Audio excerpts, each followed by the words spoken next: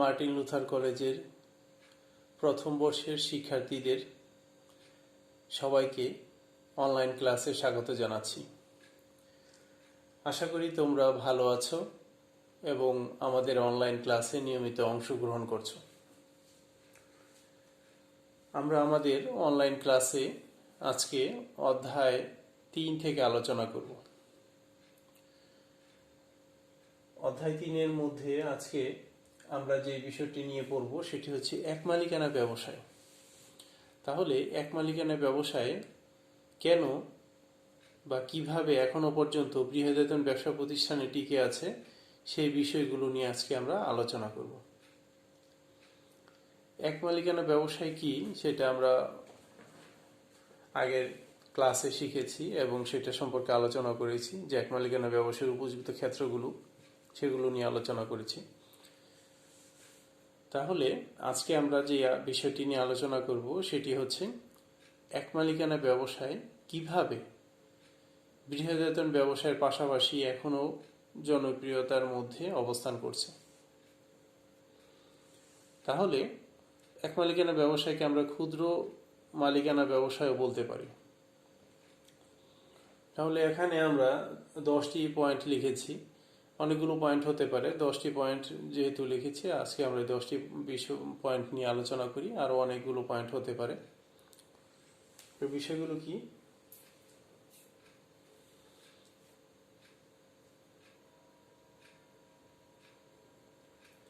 সহজ, 1 নম্বর হচ্ছে সহজ গঠন প্রণালী। সহজ গঠন প্রণালী। 2 হচ্ছে মালিকের স্বাধীনতা। 3 হচ্ছে স্বল্প পুঁজির ব্যবসায়। 4 হচ্ছে অবস্থানগত সুবিধা। 5 হচ্ছে পরিচালনাগত সুবিধা। 6 হচ্ছে ঝুঁকি স্বল্পতা।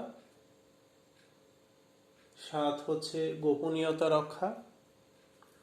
8 হচ্ছে জবাবদিহিতা মুক্ত।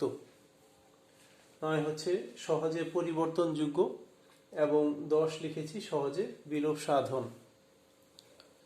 তাহলে আমরা আজকে এক মালিকানা ব্যবসায়ের উপযুক্ত ক্ষেত্রের পর আজকে আমরা যেটি পড়ছি সেটি হচ্ছে, আবারও মনে করিয়ে দিলাম যে এক মালিকানা ব্যবসায় বৃহদায়তন ব্যবসার পাশাপাশি কিভাবে টিকে আছে।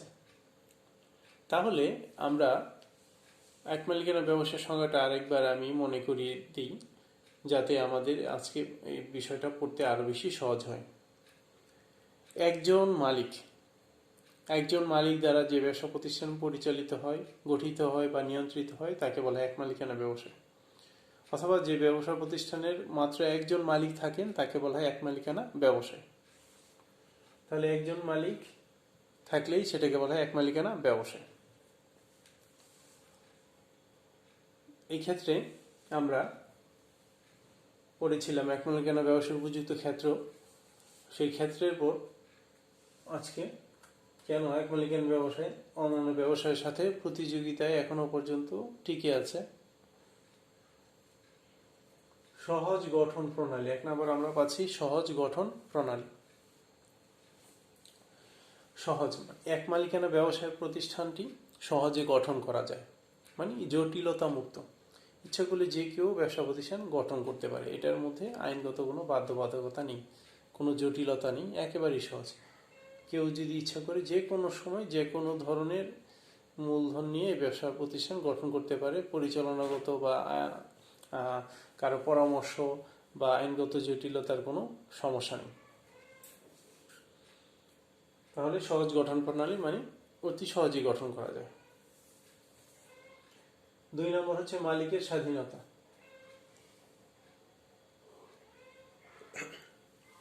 মালিকের স্বাধীনতা, মালিক কাকে বলা হচ্ছে? যিনি ব্যবসা প্রতিষ্ঠান গঠন করবেন তিনি হচ্ছেন মালিক, এবং মালিক এতটাই স্বাধীন যে তিনি ইচ্ছে করলে ব্যবসা প্রতিষ্ঠান গঠন করতে পারেন, ইচ্ছে করলে ব্যবসা প্রতিষ্ঠান পরিবর্তন করতে পারেন, ইচ্ছে করলে ব্যবসা প্রতিষ্ঠান বন্ধ রাখতে পারেন। এক্ষেত্রে কারো কোনো বাধ্যবাধকতা থাকবে না, কারণ তিনি ব্যবসা প্রতিষ্ঠানের একাই মালিক। এই জন্য মালিকের স্বাধীনতা। তিনি যদি ইচ্ছা করেন যে কাউকে তিনি বিনামূল্যে পণ্য দিয়ে দিবেন বা সেবা দিবেন, সেটাও দিতে পারেন। অথবা কাউকে পণ্য বা সেবা দেওয়ার ক্ষেত্রে ছাড় দিতে চান, সেটাও দিতে পারেন। অথবা তিনি যদি মনে করেন যে ব্যবসা প্রতিষ্ঠানের মূল্য এবং মানের ক্ষেত্রে কোনো ছাড় দেওয়া হবে না, এই ধরনের বিষয়গুলো তিনি যদি করেন সেটাও করতে পারেন। এই ক্ষেত্রে কেউ তাকে বাধ্য করতে পারবে না বা অন্য কেউ এসে তাকে চাপ সৃষ্টি করতে পারবে না। এই জন্য এটাকে বলা হচ্ছে মালিকের স্বাধীনতা। মালিক একেবারেই স্বাধীন। তিনি যদি মনে করেন 1,00,000 টাকা নিয়ে ব্যবসা শুরু করবেন, সেটাও পারেন।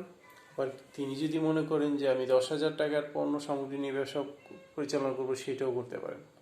এক্ষেত্রে কোনো বাধ্যবাধকতা নেই বা কারো কোনো পরামর্শেরও প্রয়োজন নেই। যদি প্রয়োজন পড়ে তিনি নিতে পারেন, কিন্তু এক্ষেত্রে তিনি একাই ব্যবসা প্রতিষ্ঠানের কর্তা বিধায় ব্যবসায়ের মালিকের স্বাধীনতা সহজেই রক্ষা পায়।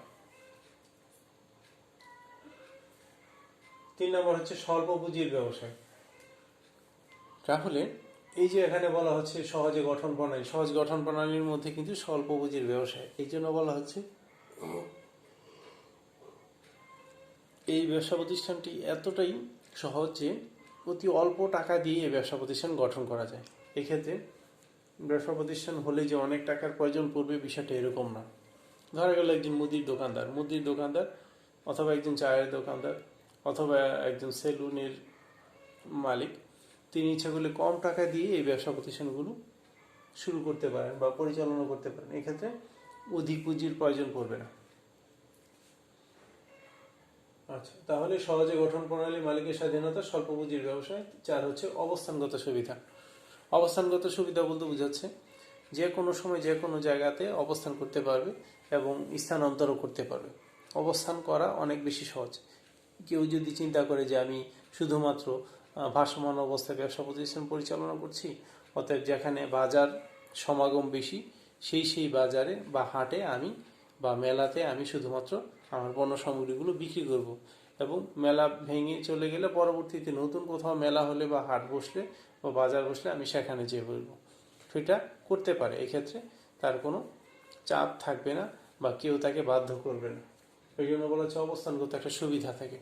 অবস্থানগত সুবিধা ইচ্ছে করলে যেখানে নদীর ঘাট অথবা দেখা যাচ্ছে যেখানে বাস স্ট্যান্ড রয়েছে অথবা যেখানে মানুষের সমাগম রয়েছে, সেখানে খাবার হোটেল তৈরি করতে পারে। এটাও কিন্তু এক ধরনের এক মালিকানা ব্যবসা, যেটা বৃহদায়তন ব্যবসা প্রতিষ্ঠানের তুলনায় অনেক বেশি সহজ। কারণ এটা গঠন করাও সহজ, পরিচালনা করাও সহজ এবং মূলধনের পরিমাণও খুব অল্প লাগে। এই জন্য অবস্থানগত এটা একটা সুবিধা রয়েছে। যে কোনো স্থানে ইচ্ছা করলে যে কোনো সময় এটা পরিবর্তন করা যায়। এই ধরনের ব্যবসাকেই বলা হচ্ছে এক মালিকানা ব্যবসা। এবং এটির অবস্থানগত সুবিধা হচ্ছে এই কারণে, যেহেতু মালিক একাই, মালিক কারো পরামর্শ ছাড়াই এই ব্যবসা প্রতিষ্ঠান গুটিয়ে অন্য স্থানে স্থানান্তর করতে পারে। তারপর 5 হচ্ছে পরিচালনাগত সুবিধা। পরিচালনাগত সুবিধা বলতে বোঝাচ্ছে পরিচালনা, ব্যবসা প্রতিষ্ঠান কিভাবে পরিচালিত হবে, কি ধরনের ব্যবসা বাণিজ্য হবে, কি ব্যবসার সুবিধা কি হবে, ব্যবসার যাবতীয় খুঁটিনাটি, কি পরিমাণ মুনাফা হবে, কি পরিমাণ ঝুঁকি হবে, প্রতিষ্ঠানে যাবতীয় কাজ সম্পাদনের জন্য কি কি সিদ্ধান্ত নিতে হবে, কিভাবে নিতে হবে, এই যে বিষয়গুলো, ওগুলোকে আমরা পরিচালনাগত একটা সুবিধা বলতে পারি। কারণ একাধিক ব্যক্তি যদি ব্যবসা প্রতিষ্ঠান পরিচালনা করতো, তাহলে একাধিক ব্যক্তির মতামতের প্রয়োজন হতো, একাধিক ব্যক্তির মধ্যে অনেক সময় মতানৈক্য সৃষ্টি হতো। তাহলে এই ক্ষেত্রে পরিচালনাগত একটা সুবিধা পাওয়া যায়, যেহেতু মালিক একাই ব্যবসা প্রতিষ্ঠানের মালিক এবং একাই সব কিছু সিদ্ধান্ত দিয়ে থাকেন। অতএব পরিচালনার ক্ষেত্রে মতানৈক্যের কোনো ঝামেলা নেই বা এই ক্ষেত্রে দ্বিধাদ্বন্দ্বের তৈরি হওয়ার দ্বিতীয় কোনো পক্ষ থাকে না। এই জন্য বলা হচ্ছে এটি হচ্ছে পরিচালনাগত একটি সুবিধা পাওয়া যায়। তাহলে আমরা 5টি পড়ে ফেলাম, আরেকবার দেখি কি কি পড়লাম। সহজ গঠন প্রণালী পড়লাম, সহজ গঠন প্রণালী। 2 হচ্ছে মালিকের স্বাধীনতা, 2 হচ্ছে কি মালিকের স্বাধীনতা। 3 হচ্ছে স্বল্প পুঁজির ব্যবসায়। 4 হচ্ছে অবস্থানগত সুবিধা। 4 হচ্ছে কি অবস্থানগত সুবিধা। এবং 5 পড়লাম পরিচালনাগত সুবিধা। 5 পড়লাম কি পরিচালনাগত সুবিধা। এবার আমরা আসি 6, 7, 8, 9, 10 ঝুঁকি স্বল্পতা।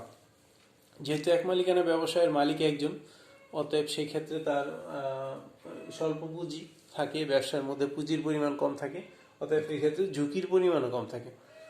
যে ব্যবসা প্রতিষ্ঠানের মূলধনের পরিমাণ বেশি, সে ব্যবসা প্রতিষ্ঠানের ঝুঁকির পরিমাণও বেশি। আর যে ব্যবসা প্রতিষ্ঠানের মূলধনের পরিমাণ কম, সে ব্যবসা প্রতিষ্ঠানের ঝুঁকির পরিমাণও কম। যেহেতু এক মালিকানা ব্যবসায় একজন মালিকের যাবতীয় অর্থের সংস্থান থাকে, অন্য কোনো মালিকের এখানে অবস্থান থাকে না, বা অন্য কোনো মালিকের এখানে অর্থ সংস্থানের কোনো ব্যবস্থা নেই, সেই ক্ষেত্রে ঝুঁকির পরিমাণও কম। কারণ একজন মালিকের পক্ষে যে ঝুঁকিগুলো আসে, একাধিক মালিকের পক্ষে ঝুঁকি এবং মূলধনের পরিমাণ উভয় বেশি থাকে। এই জন্য বলা হচ্ছে ঝুঁকিগত যে স্বল্পতা রয়েছে, সেটা এক মালিকানা ব্যবসায়ের একটি গুরুত্বপূর্ণ বৈশিষ্ট্য, যার মাধ্যমে অন্যান্য বৃহদায়তন ব্যবসার পাশাপাশি এক মালিকানা ব্যবসা এখনো বাজারে টিকে আছে। তাহলে ঝুঁকি স্বল্পতা, যেহেতু মূলধনের পরিমাণ কম, অতএব সেখানে ঝুঁকির পরিমাণ কম থাকে। এক কথায় শেষ। এরপর আমরা আসি গোপনীয়তা রাখা। তাহলে গোপনীয়তা রাখা বলতে বোঝাচ্ছে কি, একজন ব্যবসায়ী অন্য আরেকজন ব্যবসায়ীর সাথে যে গোপনীয়তা, ব্যবসায়ের অভ্যন্তরীণ কিছু বিষয় রয়েছে, সেই অভ্যন্তরীণ বিষয়গুলো গোপনীয়তা রেখে তার ব্যবসা কার্যক্রম অন্য পক্ষের সাথে পরিচালনা করে। এখন এখানে যদি একাধিক মালিক থাকে, তাহলে একাধিক মালিক অনেক সময় দেখা যাচ্ছে একজন আরেকজনের সাথে কথা শেয়ার করতে পারে। সেই ক্ষেত্রে কথা শেয়ারের ফলে ব্যবসার ক্ষতি হওয়ার সম্ভাবনা থাকে। কিন্তু মালিক যদি একাই থাকেন, সেক্ষেত্রে মালিক কিন্তু নিজস্ব চিন্তা ভাবনা, নিজস্ব ধ্যান ধারণার মতোই চলবেন। তিনি যেটা ভালো মনে করেন সেই অনুযায়ী কাজ করবেন। তিনি যদি মনে করেন যে এটা গোপনীয় রাখা ভালো, তাহলে অতি সহজেই গোপন রাখা সম্ভব। আর তিনি যদি মনে করেন যে এটি কারো কাছে প্রকাশ করলে আমার গোপনীয়তা হানি ঘটলে ব্যবসা প্রতিষ্ঠান ক্ষতিগ্রস্ত হতে পারে, তাহলে তিনি এটা অতি সহজেই করতে পারেন। কারণ এই ক্ষেত্রে দ্বিতীয় কোনো পক্ষ না থাকায় অন্য কারো কাছ থেকে কথা সবার কাছে মানে মুক্ত হয়ে যাওয়ার কোনো সম্ভাবনা থাকে না। এই জন্য গোপনীয়তা রক্ষা করা যায়। আর গোপনীয়তা রক্ষা করার কারণে বৃহদায়তন ব্যবসা থেকে এক মালিকানা ব্যবসায় এখনো পর্যন্ত জনপ্রিয়। বৃহদায়তন ব্যবসায়ের ক্ষেত্রে এটা কি সমস্যা হতে পারে? বৃহদায়তন ব্যবসা প্রতিষ্ঠানের ক্ষেত্রে দেখা গেল একাধিক ব্যক্তির মাধ্যমে সভা অনুষ্ঠিত হলো, সেখানে বিভিন্ন সিদ্ধান্ত, এই কথাগুলো একাধিক ব্যক্তি যেহেতু শুনলো, এই একাধিক ব্যক্তি পরবর্তীতে দেখা গেল অন্য কারোর কাছে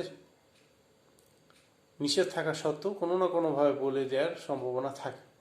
কিন্তু এক মালিকানা ব্যবসায় যেহেতু মালিক একাই, অতএব এই ক্ষেত্রে মালিক যদি চিন্তা করে যে আমি বলবো, তাহলেই একমাত্র বলা সম্ভব। আর যদি মালিক চিন্তা করে না, এটা প্রকাশ করা আমার জন্য সমুচিত নয়, তাহলে সেটা কোনোভাবেই প্রকাশ করা সম্ভব নয়। এই জন্য গোপনীয়তা রক্ষা করা যায়। তারপর 8 নম্বর হচ্ছে জবাবদিহিতা মুক্ত। আগেই বলেছি যে অবস্থানগত একটা সুবিধা আছে এবং সহজে গঠন করা যায়।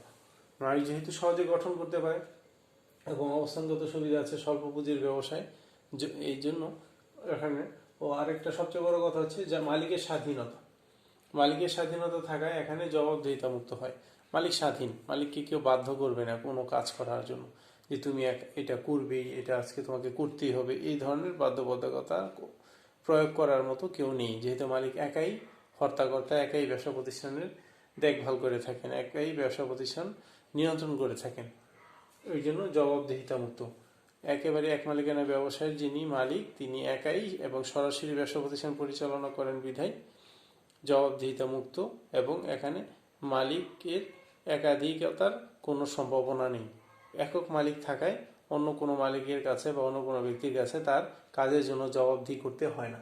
এটা হচ্ছে এক মালিকানা ব্যবসায়ের একটি গুরুত্বপূর্ণ কারণ, যার ফলশ্রুতিতে এখনও বৃহদায়তন ব্যবসার পাশাপাশি এক মালিকানা ব্যবসায় জনপ্রিয়তার শীর্ষে অবস্থান করছে। 9 নম্বর হচ্ছে সহজে পরিবর্তনযোগ্য। এখন এক মালিকানা ব্যবসার একজন মালিক, দেখা গেল যে একজন ব্যক্তি চটপটির দোকান দিল, ভাসমান চটপটির দোকান। হঠাৎ তিনি চিন্তা করলেন যে না, এখন যেহেতু চটপটিগুলো বিক্রি হয় পার্কগুলোতে বা বিভিন্ন শিক্ষা প্রতিষ্ঠানের সামনে বা মানুষের আনাগোনা যেখানে হয় সেখানে, যেহেতু করোনা ভাইরাস এখন আক্রমণ করেছে, অতএব মানুষের জড়ো হওয়ার যে প্রবণতা সেটা আগে থেকে কমেছে। মানুষ এখন বাসার বাহিরে কম বের হয় এবং বাহিরের জিনিস খেতে পছন্দ করলেও এখন খাওয়ার কোনো সুযোগ নেই, যেহেতু নানা ধরনের রোগবালাই বিশ্বব্যাপী হচ্ছে।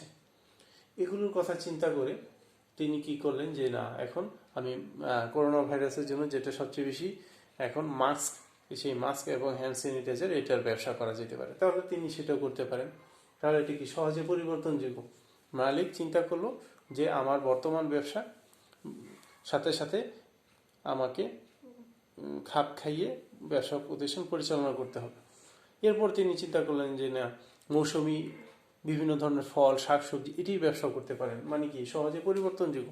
মালিক যে সময় চিন্তা করে যে না, এই ব্যবসাটা করলে এখন লাভ হবে আমার জন্য, আরেকটি ব্যবসা করলে লোকসানের সম্ভাবনা আছে, তাহলে লাভ এবং লোকসান দুটা তুলনামূলকভাবে যাচাই বাছাই করে কি করতে পারেন, তিনি সহজেই ব্যবসার পরিবর্তন সাধন করতে পারেন। এটা এক মালিকানা ব্যবসার খুবই গুরুত্বপূর্ণ একটি জনপ্রিয় কাজ, যার ফলশ্রুতিতে বিবাহিত ব্যবসা থেকে এই ব্যবসাটা এখনো পর্যন্ত অনেক বেশি এগিয়ে। আর এই সহজে পরিবর্তন করা যায় এই কারণে, পরিবর্তনযোগ্যই শুধু নয় সহজে, কারণ এখানে আইনগত কোনো বাধ্যবাধকতা নেই এবং অন্য কারো কাছে জিজ্ঞেস করার কোনো প্রয়োজন পড়ে না, যেহেতু মালিক একাই সবকিছুর মালিক। সহজে বিলয় সাধন। এক মালিকানা ব্যবসায় যেমনি সহজে গঠন করা যায় তেমনিভাবে সহজে এটার পরিসমাপ্তি ঘটা যায়। মালিক যদি চিন্তা করে যে না, আগামীকাল থেকে আমি আর এই ব্যবসা করব না, একেবারেই বন্ধ, বন্ধ, কারণ যেহেতু আইনগত বাধ্যবাধকতা নেই আর কারো কাছে পরামর্শের প্রয়োজন পড়ে না, তিনি একাই সব ধরনের সিদ্ধান্ত নিতে পারেন। এই জন্য বলা হচ্ছে সহজে বিলয় সাধন। এক মালিকানা ব্যবসায় সহজে কি করা যায়? এক মালিকানা ব্যবসায় সহজেই পরিসমাপ্তি ঘটিয়ে ব্যবসার কার্যক্রম গুটিয়ে অন্য কোনো ব্যবসায় নিয়ে যাওয়া যায়, অথবা ব্যবসা সম্পূর্ণভাবে গুটিয়ে ব্যবসার বিলয় সাধন ঘটানো সম্ভব। এক মালিকানা ব্যবসায়ের একটি গুরুত্বপূর্ণ আমরা বৈশিষ্ট্যের কারণে এখনো বৃহত্তর ব্যবসায়ের পাশাপাশি এক মালিকানা ব্যবসায় টিকে আছে।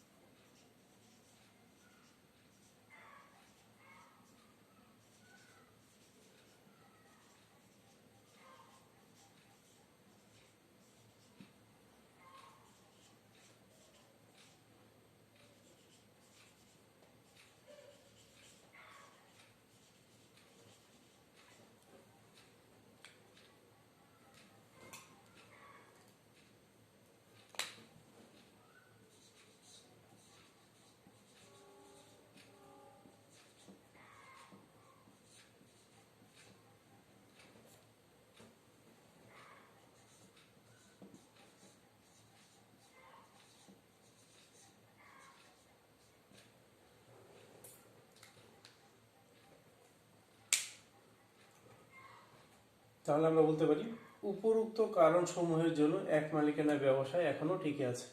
এই যে কারণগুলো রয়েছে, এগুলোর কারণে এক মালিকানা ব্যবসা এখনো পর্যন্ত টিকে আছে।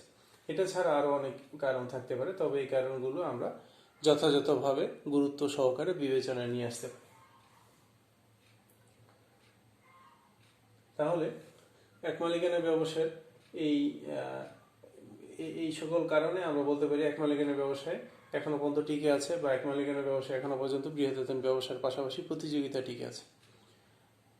তাহলে আজকে আমাদের যে পড়ার অংশটা ছিল সেটা হচ্ছে এক মালিকানা ব্যবসায় এখনো পর্যন্ত কিভাবে টিকে আছে, বা এক মালিকানা ব্যবসায় বৃহত্তর ব্যবসার সাথে কিভাবে এখনো পর্যন্ত প্রতিযোগিতা দিয়ে আসছে। তাহলে আমরা বলতে পারি সহজ গঠন প্রণালী, মালিকের স্বাধীনতা, স্বল্প পুঁজির ব্যবসায়, অবস্থানগত সুবিধা, পরিচালনাগত সুবিধা, এবং 6 হচ্ছে ঝুঁকির স্বল্পতা, যাই বলি না কেন, গোপনীয়তা রক্ষা, জবাবদিহিতা মুক্ত, সহজে পরিবর্তনযোগ্য এবং সহজে বিলয় সাধন। এই 10টি বিষয় নিয়ে আমরা আলোচনা করলাম। তাহলে এর মাধ্যমে বোঝা যাচ্ছে যে এক মালিকানা ব্যবসায় এখনো পর্যন্ত জনপ্রিয়তার শীর্ষে অবস্থান করছে, এবং এই ব্যবসা প্রতিষ্ঠান যেহেতু একজন মালিক দ্বারা গঠিত হয়, পরিচালিত হয় এবং নিয়ন্ত্রিত হয় এবং স্বল্প মূলধনের মাধ্যমে গঠন করা যায়, অতএব এটি গঠন করাও সহজ। আবার ইচ্ছা করলে মালিক যে কোনো সময় এটার পরিসমাপ্তি ঘটিয়ে বিলয় সাধন ঘটাতে পারে, সেটাও অনেক বেশি সহজ। আশা করি পড়াটা তোমাদের ভালো লেগেছে। পরবর্তীতে আমরা নতুন আরেকটি অধ্যায়ে নতুন অংশ নিয়ে আলোচনায় আসব, সেই প্রত্যাশায় আজকে এখান থেকেই বিদায় নিচ্ছি। সবাই ভালো থাকো।